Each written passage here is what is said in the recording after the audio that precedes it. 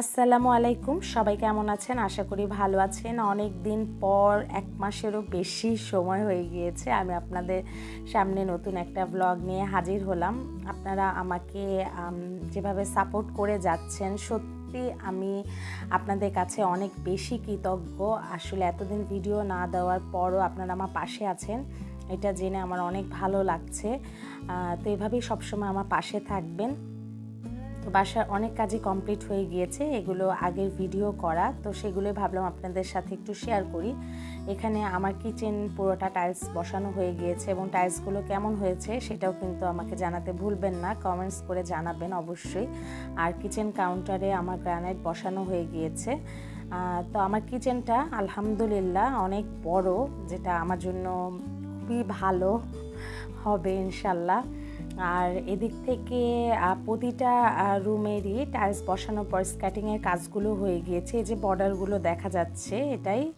আর এখন হচ্ছে আমি আপনাদেরকে একটু ওয়াশরুমটা দেখাবো। ওয়াশরুমেরও যেখানে বেসিন বসবে সেই জায়গাটা এরকম তাক করে দেওয়া হয়েছে, তার উপরে আমি মার্বেল বসিয়ে নিয়েছি, এর উপরটাই মূলত টপ বেসিন আমি বসাবো।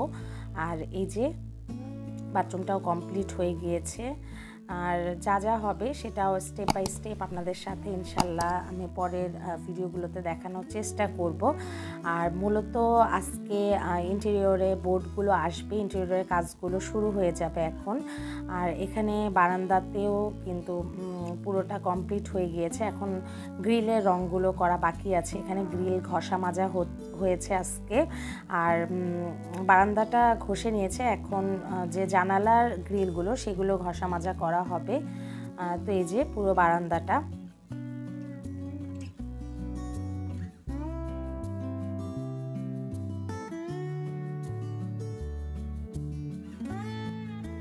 তো এদিক থেকে প্রতিটা রুমেরই কিন্তু সিলারে কাজ হয়ে গিয়েছে। আজকে যে কাজটা হবে সেটা হচ্ছে ওয়ালপট্টির কাজ হবে। ওয়ালপট্টি বলতে আপনার যে দাগগুলো থাকে ওয়ালে স্মুথ করার পর সেগুলোকে বন্ধ করার জন্যই ওয়ালপট্টি ব্যবহার করা হয়। আর এই যে এখানে বোর্ড চলে আসছে, আমি আস্তে আস্তে আপনাদেরকে দেখাচ্ছি। তো এখানে গ্রিলগুলো ঘষে নেওয়া হচ্ছে, জানালার যে গ্রিলগুলো। তো একদিক থেকে রঙের কাজও হচ্ছে, আরেক দিক থেকে ইন্টেরিয়রে বোর্ডগুলো চলে এসেছে। এই যে ইন্টেরিয়রে যে ভাইগুলো সেগুলো এসেছে, ওরা মূলত এখন সিলিংয়ের কাজটা ধরবে, ফলস সিলিং যেটাকে আমরা বলি। তো সেই সিলিংয়ের কাজটা আজকে শুরু করবে। আর এদিক থেকে প্লাইবোর্ড, এটাকে মূলত প্লাইবোর্ড বলে, আর ওক ভিনিয়ার্ড বোর্ড, আরও অনেক রকমের বোর্ড কিন্তু আসছে, এগুলো ইন্টেরিয়রের কাজের জন্যই লাগবে। তো এই যে বোর্ডগুলো কিন্তু নিচ থেকে নিয়ে আসা হচ্ছে, অনেক রকমের বোর্ডই এসেছে। প্রথমে ফল সিলিংয়ের কাজগুলো করার জন্য যে বোর্ডগুলো প্রয়োজন সেই বোর্ডগুলো আজকে আসছে। আর তারপর স্টেপ বাই স্টেপ যে কাজগুলো হবে, টিভি ইউনিট বা ডিনার ওয়াগন, সেগুলোর জন্য বোর্ড আসবে। আর এখান থেকে কিচেনে যে এক্সস্ট ফ্যানটা বসানো হবে সেটার জন্য ভেঙে নেওয়া হচ্ছে। আমি কিচেন হুডও বসাবো, তারপরও ভাবলাম একটা এক্সস্ট ফ্যান বসিয়ে দেই, গরমের দিনে কিন্তু এটা মোটামুটি কাজে দিবে। ফ্যানের কাজ তো দিবে না, কিন্তু গরম যে তাপটা সেটা বের হয়ে যেতে সাহায্য করবে। আর এই যে সিলিং এক পাশেরটা করা হয়েছে, স্ট্রাকচারটা মূলত তোলা হয়েছে সবার প্রথমে, সেটা হচ্ছে লিভিং রুমের ফল সিলিংয়ের স্ট্রাকচারটা করা হয়ে গিয়েছে। আর এভাবে করে বোর্ডগুলো কেটে নিয়েছে, ওরা অনেক বড় মেশিন নিয়ে এসেছে, তার মাধ্যমে এখানে বসেই কিন্তু বোর্ড কেটে সব কিছু ডিজাইন করে নেবে। তো এই যে এরকম টুকরা টুকরা করে কেটে নেওয়া হয়েছে। তো সবার প্রথমে যেটা বলেছিল আমাদের যে ইন্টেরিয়র ভাইয়া, যে পুরো সিলিংটাই কিন্তু সাদা করবে। তো আমি বলেছি যে না, আমি সাদার সাথে একটু কাঠ কালারের মিশ্রণ রাখতে চাই, তাহলে দেখতে সুন্দর লাগবে। পুরোটা সাদা হলে কিন্তু ময়লা পড়লেও সেটা বেশি করে দেখা যাবে, তাছাড়া ভালোও লাগবে না। তো এভাবে করে নেওয়া হয়েছে। এর ভিতর থেকে মূলত কারেন্টের যে তারগুলো, তার বলতে এখানে যে স্পটলাইটগুলো বসবে ছোট ছোট, তার জন্য এখানে তার টানা হবে। এর জন্য জায়গাটা ফাঁকা রাখা হয়েছে। তার টানার পর এগুলো ঢেকে দেওয়া হবে।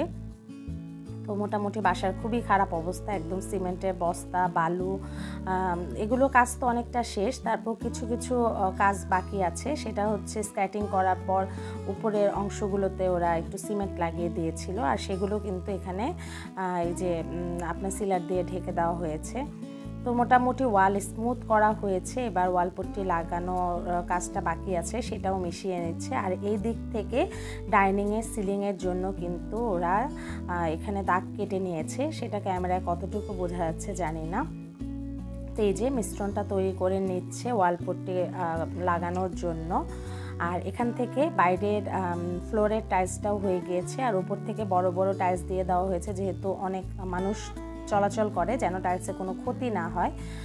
তো এর জন্য গতকাল রাত 11টা পর্যন্ত এই কাজটা করা হয়েছে।